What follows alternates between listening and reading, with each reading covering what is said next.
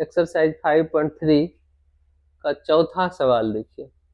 चौथा सवाल है 636 योग प्राप्त करने के लिए एपी 9, 17, 25 के कितने पद लेने चाहिए। तो देखिए इसको हम लोग सॉल्व करते हैं आज। इसमें एपी क्या है 9, 17 और 25 और भी आगे दिया हुआ है। तो इसका प्रथम पद लीजिए। प्रथम पद होगा जिसे ए से सूचित करते हैं। इसका प्रथम यानी कि पहला पद क्या है 9। और अब सार्वंतर, सार्वंतर को सूचित किया जाता है डी से। तो डी निकालने के लिए क्या करते हैं, दूसरे पद में से पहले पद को माइनस करते हैं, या यूं कहिए कि बाद वाला पद में से पहले पद को माइनस किया जाता है। आप कहीं से भी कर सकते हैं, चाहे 17 में से 9 माइनस करें, चाहे 25 में से 17 माइनस करें, सेम आएगा। तो यहाँ माइनस करते हैं किस में से, 17 में से 9 को। 17 माइनस 9 ये आ गया 8। इसका सार्वंतर आया 8। और क्या है इसमें 636 योग प्राप्त करने के लिए, तो योग कितना चाहिए 636 योग अर्थात SN 636। निकालना क्या है इसमें, कितने पद लेने चाहिए, कितने पद यानी कि पदों की संख्या। तो लीजिए पदों की संख्या n इक्वल टू नहीं है तो यहाँ क्वेश्चन मार्क लगा देते हैं। अब आइए फॉर्मूला इसमें कौन सा लगाएंगे, तो SN मालूम है तो फॉर्मूला लगाएंगे SN योग का, AP का योग SN equal to n/2 into 2a plus n-1 into D. SN का मान मालूम है, SN 636 बराबर n का मान मालूम नहीं है इसमें, 2 इंटू a का मान क्या है 9 प्लस फिर से n नहीं है -1 इंटू डी मालूम है 8।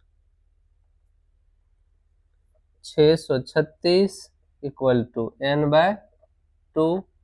अब 2 और 9 को मल्टीप्लाई करेंगे, गुना हो जाएगा ये 18 प्लस 8 से n में गुना होगा 8n माइनस 8 से 1 में गुना हुआ 8। 636 इक्वल टू n/2 इंटू 18 में से 8 माइनस हो जाएगा, बचा 10 प्लस 8n। अब इसमें आप देख सकते हैं कॉमन आ सकता है। कॉमन मतलब क्या, दोनों में डिवाइड हो जाएगा जिस संख्या से, उसको हम लोग बाहर निकालेंगे। तो 10 और 8 डिवाइड हो जाएगा किससे, 2 से। तो यहाँ हम लोग 2 कॉमन लेते हैं। 636 इक्वल टू n/2, 2 से दोनों डिवाइड हो रहा है तो इसमें 2 निकाल लेते हैं।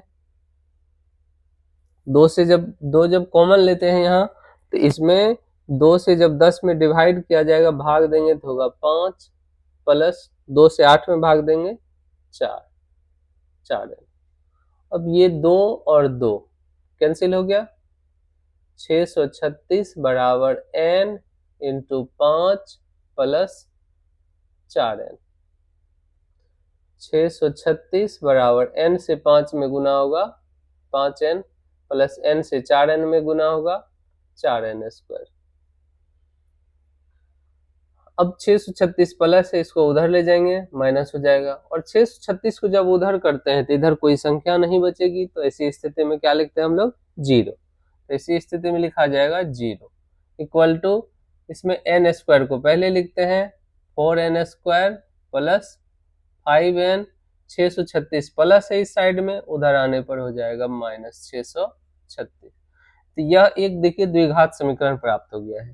द्विघात समीकरण क्या है, 4n² plus 5n minus 636 equal to 0। अब जिस तरह से द्विघात समीकरण को सॉल्व करके x का मान निकालते थे या y का मान निकालते हैं, ठीक उसी प्रकार से इसको हल करके n का मान निकालेंगे हम लोग। तो इसके लिए क्या करते हैं, फर्स्ट संख्या को और लास्ट की संख्या को गुना कर दिया जाता है। तो फर्स्ट की संख्या है 4, लास्ट की संख्या -636। इन दोनों को गुना करिए, 4 गुने -636, गुना करने पर आ जाएगा -2544। अब इसको दो पार्ट्स में बांटना है, और दो पार्ट में इस तरह से बांटना है कि दोनों संख्याओं को जोड़ने पर या घटाने पर आना चाहिए 5, और गुना करने पर आना चाहिए यही 2544। इसके लिए क्या करते हैं, देखिए 4n² प्लस, इसको 5n को लिखते हैं 53n -48n -636 बराबर 0। 53 में से अगर 48 को माइनस कर दिया जाए तो आ जाएगा आपका 5, और 53 में -48 से गुना कर दिया जाएगा तो आ जाएगा आपका -2544। अब इसमें लेना क्या है, कॉमन लेते हैं। इन दोनों में किससे भाग लग जाएगा, 4n² और 53n, दोनों में किसी संख्या से भाग नहीं लगेगी। तो और क्या हो सकता है, n आप देख रहे हैं कि दोनों में है, n इसमें आ रहा है 2 बार, इसमें आ रहा है 1 बार, आप एक n कॉमन ले सकते हैं। तो यहाँ से हमने एक n कॉमन निकाला, यहाँ से n एक बार जब निकल जाता है तो क्या बच जाता है, 4n।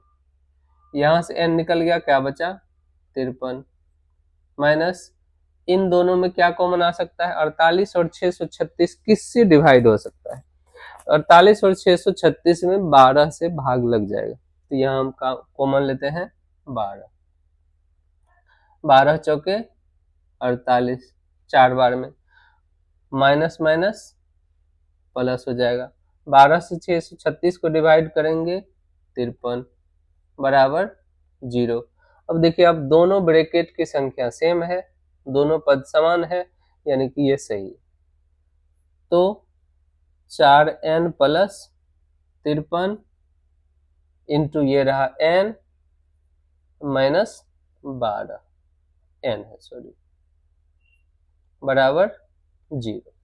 अब इन दोनों ब्रैकेट की संख्याओं को, पदों को हल करके n निकालेंगे।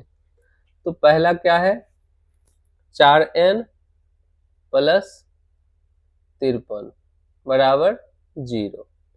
तो 4n बराबर प्लस 53 इधर आता है माइनस 53, n बराबर -53, 4 गुना है इधर आया भाग, तो n का मान निकल गया -53/4। अब फिर इस ब्रैकेट के पद को हल करते हैं, तो ये क्या है, -n -12 बराबर 0, या n बराबर -12 इधर आया +12, तो n का मान निकल गया 12। अब n की दो संख्याएं प्राप्त हुई हैं, एक आया है -53/4 और दूसरा आया है 12। तो आपको पता है श्रेणियों की संख्या या एपी में पदों की संख्या जब भी होती है तो धनात्मक संख्या होती है, जबकि एक संख्या आ रहा है ऋणात्मक, तो ये पदों की संख्या होगी नहीं, पदों की संख्या क्या होगी, 12। यानी कि 636 योग प्राप्त करने के लिए कितने पद लेने होंगे, 12। इसको लिख देते हैं हम लोग 636 योग प्राप्त करने के लिए एपी के 12 पद लेने चाहिए। ये हो गया आपका आंसर। इसी तरह के किसी भी सवाल में अगर किसी भी टाइप का डाउट है, कोई भी सवाल अगर आपके समझ में नहीं आ रहा है, किसी भी सवाल को आप सॉल्व करके देखना चाहते हैं, बनाना चाहते हैं, तो हमारे चैनल को सब्सक्राइब करें और बेल आइकन को भी दबा सकते हैं आप, ताकि नई नई जब भी वीडियो डले तो आपको नोटिफिकेशन मिलता जाए।